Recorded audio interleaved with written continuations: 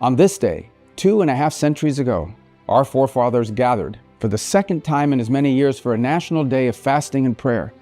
The resolution of the Continental Congress called on the 13 colonies to humble themselves in preparation for the coming war, with true penitence of heart and the most reverent devotion publicly to acknowledge the overruling providence of God. In 3.5 months' time, the colonists would be in open revolt against the most powerful empire in the history of the world.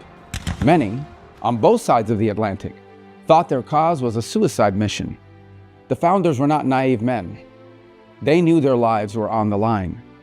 That was the premise of Benjamin Franklin's dark joke after signing the Declaration of Independence, where he said, "We must indeed all hang together, or most assuredly, we shall all hang separately."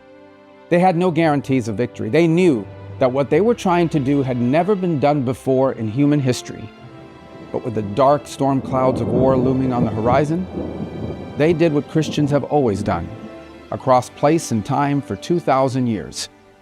They turned their eyes to heaven and placed their fate in the hands of God.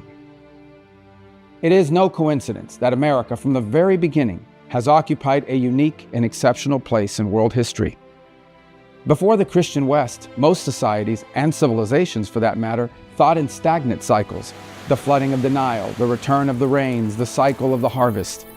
History, for them, was a wheel to nowhere. It turned and turned only to end up back where it began. But our faith calls us outwards into the limitless darkness of the unknown. It tells us to go forth and preach the gospel to the world as a witness unto all nations, unto the ends of the earth. From that command came America. Our nation, more than any other in history, was shaped by this Christian idea.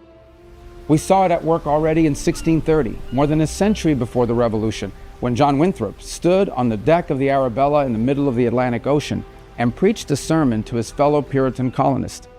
"We shall be as a city upon a hill," he told them. "The eyes of all people are upon us." That same faith pushed America further to new frontiers. It was the engine of westward expansion. "Who will respond to the call from beyond the Rocky Mountains?" one reverend wrote in a public message to the American churches in 1833, calling for a wave of missionaries to leave the comforts of civilization and spread the gospel in the wilderness. Countless Americans answered that call. It was the same faith that was at work when Samuel Morse sent the first long-distance telegraph message in 1844. His message was a verse from the book of Numbers: "What hath God wrought?" And on Christmas Eve of 1968, 3 American astronauts orbited the moon. They were the first men in history to witness an Earthrise from lunar orbit, to look back at the blue marble of our home from 250,000 miles away. The world was watching. It was the largest television audience in the history of the world up to that point. And what did they say? They opened the book of Genesis. "In the beginning, God created the heavens and the earth." This is who we are. It is who we have always been. America is still a young nation measured against the record of history. And from the beginning, we have carried the belief that our country represents something new in the world.